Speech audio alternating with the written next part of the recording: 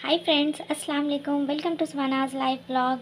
आज मैं आपके लिए लेकर आई हूँ एक स्वीट डिज़र्ट की रेसिपी और आज मैं आपके साथ शेयर करने जा रही हूँ सेवई रोल की रेसिपी।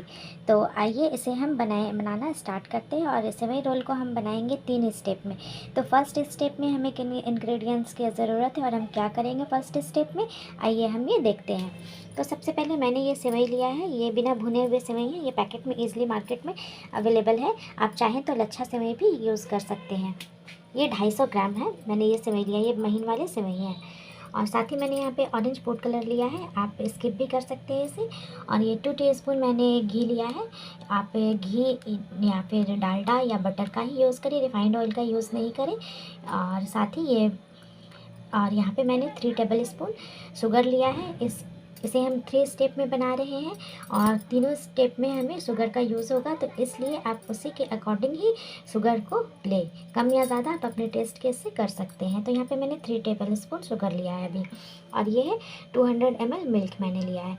और गैस पे मैंने फ्राई पैन को रख दिया था गर्म होने के लिए। गर्म हो चुका है। अब मैं इसमें इस टाइम पे 1 टीस्पून घी को शामिल करूँगी। मैंने इसमें 1 टीस्पून घी को शामिल कर लिया है। अब ये गर्म हो जाते हैं। हम क्या करेंगे, ये जो सेवई है इसे हम हल्का सा हाथों से इस तरह से क्रश कर लेते हैं, इन्हें हम तोड़ लेते हैं। इससे हमें क्या होगा कि इन्हें भूनने में हमें आसानी होगी। इसे हमें बहुत ज़्यादा छोटा ना करें, बस हल्का रफली हम इसे इस तरह से तोड़ लेते हैं। मैंने इसे रफली तोड़ लिया है और घी भी हमारा गर्म हो चुका है। हम इसे बिल्कुल लो फ्लेम पे भूनेंगे।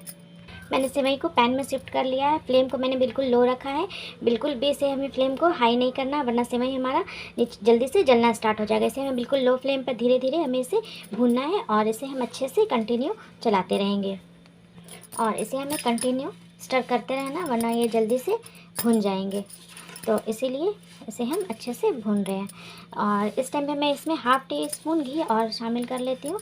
थोड़ा सा मुझे कम लग रहा है इस टाइम पे, इसलिए मैंने 1/2 टीस्पून घी इसमें शामिल कर लिया है। इसे भूनने में ज़्यादा टाइम नहीं लगता है, बस मुश्किल से 1 मिनट में ये अच्छे से भुन जाएगी। बस सिर्फ फ्लेम को हमें बिल्कुल लो रखना है। धीरे धीरे सेवई का आप देख सकते हैं कि कलर हल्का हल्का चेंज होना स्टार्ट हो चुका है। और इससे हमें कैसे पता चलेगा कि ये हमारा भुन के तैयार हो चुका है, तो इसका कलर आप देखेंगे कि हल्का सा चेंज होना स्टार्ट हो जाएगा। और साथ ही इसमें से एक हल्का सा सौंधा सा स्मेल भी आना स्टार्ट हो जाएगा। तो हम इसे और 30 सेकेंड मुझे लगेगा और ये कंप्लीट हो जाएगा। ये हमारा डन हो चुका है। ये बहुत अच्छे से भुन चुका है और इससे अब सौंधा स्मेल भी आना स्टार्ट हो चुका है। तब हम गैस को ऑफ कर लेते हैं। सेवई हमारी भूनकर रेडी हो चुकी है। सेवई को भूनते टाइम एक बात का ध्यान रखें, इस घी को हम पैन में ले लेते हैं। तो यहाँ पे मैंने गैस को ऑन कर लिया और पैन में मैंने 1 टीस्पून जो घी था उसे मैंने शामिल कर लिया है। अब मैं इसमें 2 से 3 छोटी इलायची के दानों को मैंने ले लिया है और उसे मैंने हल्का सा क्रश कर लिया था। अब उसे मैं इस घी में शामिल कर लेती हूँ। अब ये जैसे हल्का सा क्रैकल करना स्टार्ट कर देंगे, तब मैं इसमें मिल्क को शामिल कर लूँगी। छोटी इलायची के दाने इसमें अच्छे से क्रैकल हो गए हैं। अब मैं इसमें ये दूध को शामिल कर लेती हूँ। और ये जैसे हल्का सा गर्म हो जाएंगे, तब मैं इसमें सेवई को शामिल करूँगी। दूध हल्का सा गर्म हो चुका है। अब मैं इसमें शुगर को शामिल कर लेती हूँ और इसे अब हम अच्छे से मिक्स कर लेते हैं।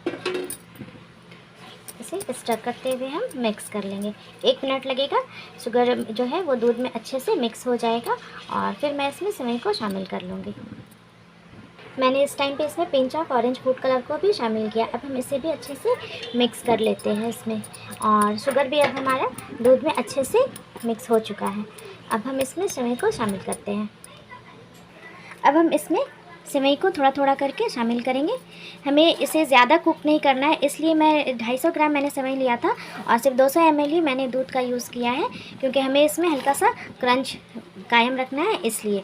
तो इसे मैं सेवई को दूध में शामिल करके फटाफट हम इसे मिक्स कर लेंगे।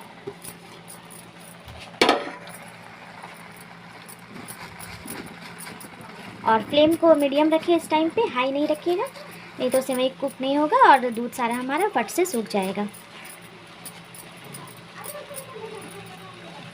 बस इसे 1 मिनट भी नहीं लगता है और ये बन जाता है फट से। आप ये देख सकते हैं कि सारा दूध जो है सेवई में अब्जॉर्ब हो चुका है और ये अच्छे से मिल चुका है और ये अब हो गया है। अब मैं गैस को ऑफ कर दूंगी और अब मैं आपको बतलाऊंगी कि इसे हमें कैसे लेयर लगाना है इसका। मैंने यहाँ पे ये 2 पेपर लिया है और इसके रोल बनाने के लिए आप एलुमिनियम फॉइल का यूज़ करें। मैं पेपर से बतला रही हूँ ताकि जिनके पास एलुमिनियम फॉइल ना हो तो वो इस तरह से पेपर में भी बना सकते हैं इसके रोल को। तो सबसे पहले मैं क्या करूँगी, इस पेपर पे हल्का सा ऑयल को ग्रीस कर लूँगी। मैंने यहाँ पे 1 टीस्पून रिफाइंड ऑयल लिया है। अब मैं पेपर से इसे अच्छे से पूरे में ग्रीस कर लेती हूँ।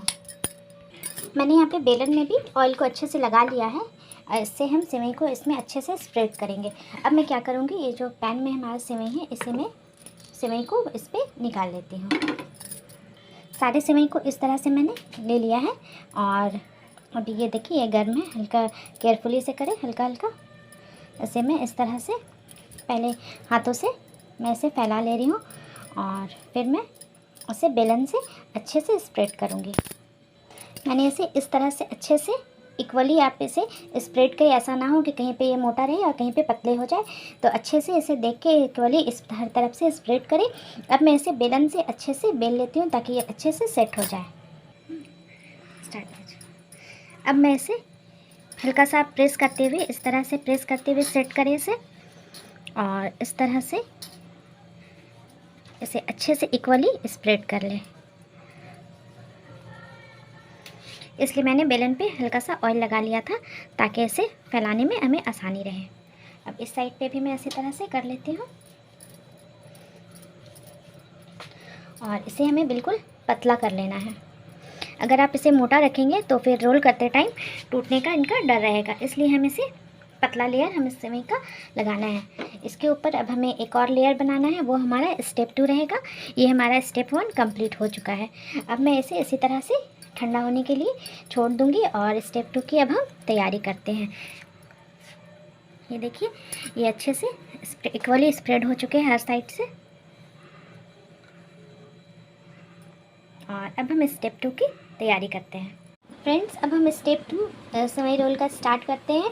पहला स्टेप हमारा कंप्लीट हो चुका है, तो सेकंड स्टेप के लिए हम फटाफट इसके इंग्रेडिएंट्स को देख लेते हैं। यहाँ पे मैंने लिया है 200 ग्राम डेजिकेटेड कोकोनट पाउडर है ये, इसे मैंने 200 ग्राम लिया है। यहाँ पे 3 टेबल स्पून मैंने शुगर लिया है, 200 ml मिल्क है, 100 ग्राम मैंने काजू लिया था और इसे मैंने बिल्कुल बारीक इस तरह से कटिंग कर लिया है। साथ ही यहाँ पे 2 टीस्पून मैंने घी लिया है और ये है छोटी इलायची एसेंस। तो मैंने पैन को गर्म होने के लिए रख दिया है। जैसे पैन हमारा गर्म होता है इसमें मैं घी को ले लूँगी। इसमें मैंने घी को शामिल कर लिया है। ये जैसे मेल्ट हो जाएगा घी, मैं इसमें दूध को शामिल कर लूँगी। मैं इसमें छोटी इलायची के एसेंस को यूज़ कर रही हूँ, इसलिए मैं इसमें छोटी इलायची अभी मैं नहीं दे रही हूँ। अगर आपके पास एसेंस नहीं है तो आप छोटी इलायची को हल्का सा क्रश कर ले और क्रश करके इसमें इस टाइम पे घी के पिघलने टाइम इसे इसमें शामिल कर लीजिएगा। घी हमारा मेल्ट हो चुका है। अब मैं इसमें काजू को शामिल करते हैं और काजू को इसमें मैं शामिल करके सिर्फ 30 सेकंड्स के लिए हम इसे एक बार हल्का सा हम इसे भूनेंगे। और 30 सेकंड्स के बाद में इसमें जो हमने कोकोनट पाउडर लिया है उसे मैं इसमें मिक्स करके उसे भी मैं 30 सेकंड्स टू 1 मिनट लगभग मैं उसे भून लूँगी और उसके बाद फिर मैं इसमें दूध को शामिल करती हूँ। हमें इसे ब्राउन नहीं करना है, बस सिर्फ मैं इसे हल्का सा घी में सौटे कर ले रही थी। अब मैं इसमें कोकोनट पाउडर को मिक्स कर लेती हूँ। कोकोनट पाउडर को मैंने इसमें शामिल कर लिया है। अब इसे भी मैं 30 सेकंड्स के लिए एक बार अच्छे से मिक्स करके भूनती हूँ। हल्का सा सिर्फ हमें घी में इसे सौटे करना है। अब मैं इसमें शुगर को भी शामिल कर लेती हूँ और इसे भी हम अच्छे से मिक्स कर लेते हैं। इससे बहुत ही अच्छा स्मेल आ रहा है। घी का को में हम जो नारियल पाउडर को भून रहे हैं, इससे बहुत ही डिलीशियस सौंधा सा एक स्मेल आ रहा है। अब इसमें हम अच्छे से शुगर को मिक्स कर लेंगे और लास्ट में हम इसमें जो हमने दूध लिया है उसे मैं इसमें मिक्स कर लूँगी। एक बात और फ्रेंड्स, ये जो मैं कुकिंग कर रही हूँ, ये मैंने जो काजू और नारियल पाउडर को जो हम भून रहे हैं, इसे हम बिल्कुल लो फ्लेम पर ही इसे भूनिएगा आप। अगर आप हल्का सा भी अगर फ्लेम को हाई करेंगे तो ये जो हमारा नारियल पाउडर है वो क्या होगा कि जलना स्टार्ट हो जाएगा, इसलिए हम बिल्कुल लो फ्लेम पर इसे हम भूनेंगे। अब है इसमें टाइम टू मिक्स मिल्क और हम दूध के सूखने तक इसे हम इसमें कुक करेंगे और इसे हमें बिल्कुल ड्राई कर लेना है। हम इसे तब तक ड्राई करेंगे जब तक ऑयल जो है वो हमें अच्छे से नारियल के पाउडर में हमें बताना चलने लगे। तब तक हमें इसे एकदम अच्छे से हमें इसे ड्राई करना है। दूध को हमें बिल्कुल भी इसमें नहीं रहने देना, हम इसे बिल्कुल ड्राई कर लेते हैं भून के। इस टाइम पे आप फ्लेम को हाई टू मीडियम कर लीजिएगा और इसे भूनने में पूरा 1 से 2 मिनट का टाइम लगेगा और ये भून कर रेडी हो जाएंगे। 1 मिनट हुआ है और जो इसका दूध है वो लगभग सूख चुका है और इसे हमें कंटिन्यू चलाते रहना है, नहीं तो ये पैन में चिपकना स्टार्ट हो जाएंगे। इसलिए इसे हमें कंटिन्यू अच्छे से मिक्स करते रहना है और 1 मिनट लगेगा और ये अच्छे से हो जाएंगे। इसे अच्छे से हमें चलाना है, साइड से स्क्रैप करते जाए और इसे इस तरह से मिक्स करते जाए ताकि ये पैन में लगे नहीं। और ये आप देख सकते हैं बस सिर्फ इसे और 30 सेकंड लगेगा और ये डन हो जाएगा। ये हो चुका है, आप इसमें शाइन देख सकते हैं, बिल्कुल हमें बस यही कंसिस्टेंसी इसकी चाहिए थी।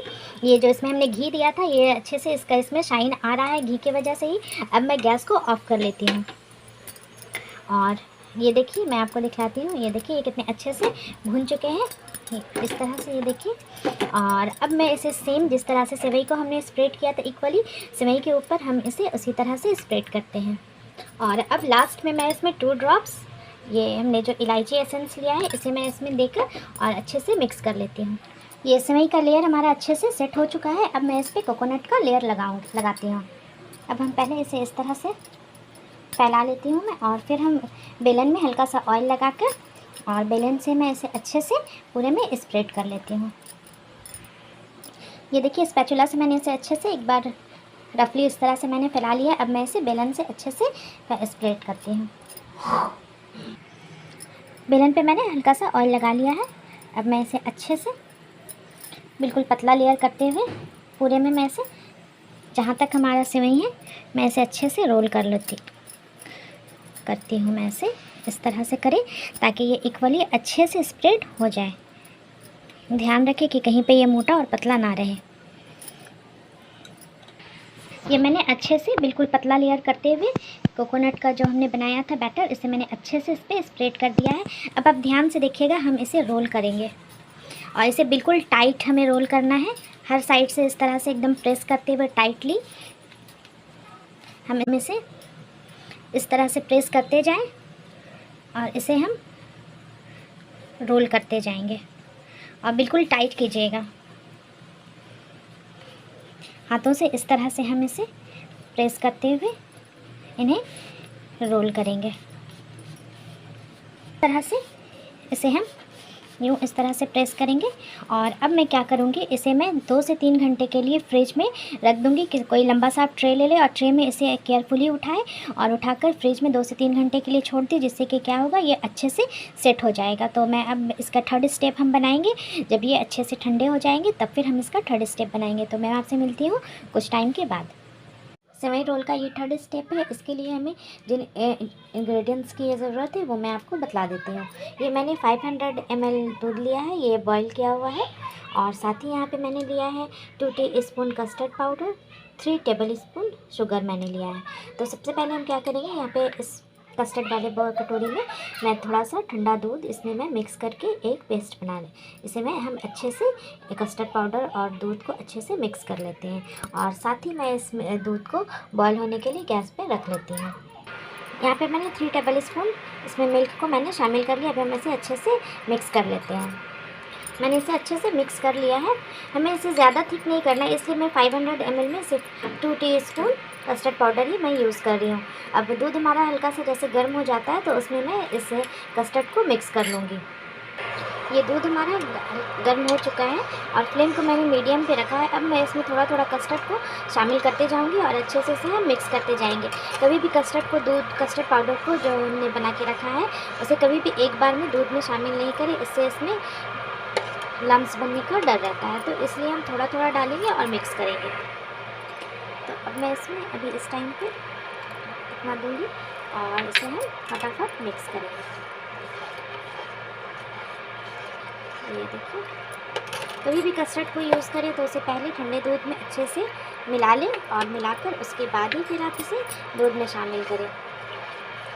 इस तरह से हम सारे कस्टर्ड को इसमें मिक्स कर लेते हैं, कस्टर्ड के घोल को, और इसे हम आपसे मिलते हैं। फ्रेंड्स, मैंने इसमें सारा कस्टर्ड का जो हमने बनाया था वो इसमें मैंने मिक्स कर लिया है। और ये मुझे थोड़ा, देखिए आप देख सकते हैं, थोड़ा पतला लग रहा है। तो मैं इसमें 1 टीस्पून कस्टर्ड पाउडर का थोड़ा और घोल बना लेती हूँ और उसे मैं इसमें शामिल कर देती हूँ। ये थोड़ा पतला लग रहा है। गाइस, मैंने इसमें 1 टीस्पून कस्टर्ड पाउडर को भी घोल बनाकर इसमें मिक्स कर लिया है। अब इसकी कंसिस्टेंसी वैसी हो गई जैसी मुझे चाहिए थी। अब हम इसे हाई फ्लेम पर बॉईल के आने के लिए रखेंगे और इसे हमें कंटिन्यूअसली चलाते रहना है, नहीं तो फिर ये नीचे में जाके चिपक जाएंगे, इसलिए हमें इस तरह से इसे चलाते रहना है। कस्टर्ड हमारी बहुत अच्छे से देख सकते हैं आप, इसकी कंसिस्टेंसी देख सकते हैं, ये हल्के से थिक हो गई है। हमें कैसे पता चलेगा कि हमारा कस्टर्ड अच्छे से, ये थिकनेस इसकी कि कितनी हमें इसे रखनी है? आप स्पून को इस तरह से टर्न करके देखिए, ये पीछे से इसे कोट करेगा, तो इसका मतलब ये है कि कस्टर्ड हमारा, ये जो इसकी कंसिस्टेंसी है ये बिल्कुल परफेक्ट है। अब इस टाइम पर मैं इसमें शुगर को शामिल कर लेती हूँ। शुगर को मैंने इसमें शामिल कर लिया। अब हम इसे अच्छे से मिक्स कर लेंगे और 1 से 2 बॉयल हम इसे आने देंगे ताकि शुगर जो है वो अच्छे से इसमें मिल जाए, और ये हमारा फिर बनकर रेडी हो जाएगा। और फिर हम इसे रूम टेम्परेचर पर आने देंगे, या फिर आप इसे फ्रिज में भी रख सकते हैं ठंडा होने के लिए। जैसे ये थोड़ा रूम टेम्परेचर पे आ जाए फिर आप इसे फ्रिज में रख दें तो ये बहुत अच्छे से चिल्ड हो जाएंगे। शुगर इसमें अच्छे से मिल गया है और अब इसमें बॉयल भी आ चुका है, और अब मैं गैस को ऑफ कर लेती हूँ और इसे हम ठंडा होने देंगे। फ्रेंड्स, हमारे तीनों स्टेप की कुकिंग कंप्लीट हो चुकी है। ये रोल भी हमारा बहुत अच्छे से सेट हो चुका है। मैं अभी इसे फ्रिज से मैंने इसे निकाल लिया है और ये बहुत अच्छे से सेट हो चुका है। अब हम इसकी कटिंग करेंगे और इन सभी को अब हम असेंबल करते हैं। तो कटिंग करने के लिए हम एक नाइफ़, आप शार्प नाइफ़ का यूज़ करें और इसे हम 1 से 1.5 इंच की चौड़ाई में हम इस रोल को हम कटिंग करेंगे। कटिंग हम बहुत केयरफुली करेंगे, मैं आपको बताती हूँ हमें इसे कैसे कट करना है। फ्रेंड्स, हम इसकी 1 से 1.5 इंच की कटिंग करेंगे। तो कटिंग करने के लिए मैंने एक शार्प नाइफ़ ले लिया है और इसे हम इस तरह से नीचे की तरफ पुश करते हुए नाइफ़ को हम इसकी कटिंग कर लेंगे। मैंने अभी पेपर नहीं हटाया है।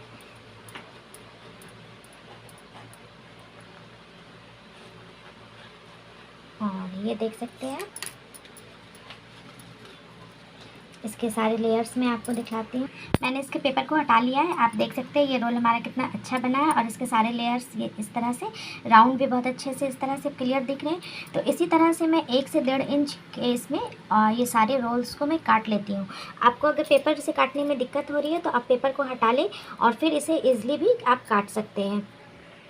मैं एक बार फिर आपको इसे कटिंग करके बतलाती हूँ। इसे अच्छे से पकड़ लें और पकड़ के इसे इस तरह से नीचे की तरफ नाइफ़ को पुश करते हुए इसे इस तरह से हम कटिंग कर लेंगे। और इसी तरह से मैं सारे रोल्स को कटिंग कर लेती हूँ। फ्रेंड्स, ये देखिए मैंने सारे रोल्स को इस तरह से मैंने कटिंग कर लिया है। ये 1 से 1.5 इंच के इसमें मैंने इन्हें कटिंग कर लिया है और इनसे पेपर भी मैंने हटा लिया है। आप ये देख सकते हैं ये कितने अच्छे लग रहे हैं और ये बहुत डेलिकेट है। इसे बहुत सेफ्ट ध्यान से इसे आप हैंडल करिएगा, काटते टाइम भी ध्यान दें और इसे आप सर्व करते टाइम भी ध्यान दें, क्योंकि हो सकता है ये टूटे, इसलिए हमें इसे बहुत केयरफुली हैंडल करना है। तो अब मैं इन सबको एक साथ असेंबल करके आपको बतलाती हूँ। सभी रोल को असेंबल करना स्टार्ट करते हैं। असेंबल करने के लिए मैं यहाँ पे 2 रोल्स को यहाँ पे मैं रख लूँगी और अब हमने जो कस्टर्ड बनाया था उसे मैं इस पर पॉर कर लूँगी। और साथ ही हमें इसे डेकोरेट करने के लिए मैंने यहाँ पे लिया है 2 मैंने चेरी लिया था, जिसे मैंने राउंड शेप में इस तरह से कटिंग कर लिया है और ये थोड़े से टूटी फ्रूटी है। तो सबसे पहले हम इस पर कस्टर्ड को पॉर करते हैं। मैं आपको बतलाती हूँ इसमें हम कैसे कस्टर्ड को लेंगे। इस तरह से इसके साइड्स में हम इस तरह से इसे हम प्लेट्स में लेंगे। आप इसमें चेरी के अलावा आप पिस्ता, आलमंड्स या काजू को भी यूज़ कर सकते हैं। साइड्स में इस तरह से कस्टर्ड को देने के बाद अब मैं इसमें थोड़े से ऊपर से भी हम इस पर देंगे, ज़्यादा नहीं, बस थोड़ा सा दें। अब मैं इसमें चेरी को डेकोरेट कर लेती हूँ। सेंटर में इसी में हम देंगे और टूटी फ्रूटी भी हम इस पर इस तरह से रख देंगे।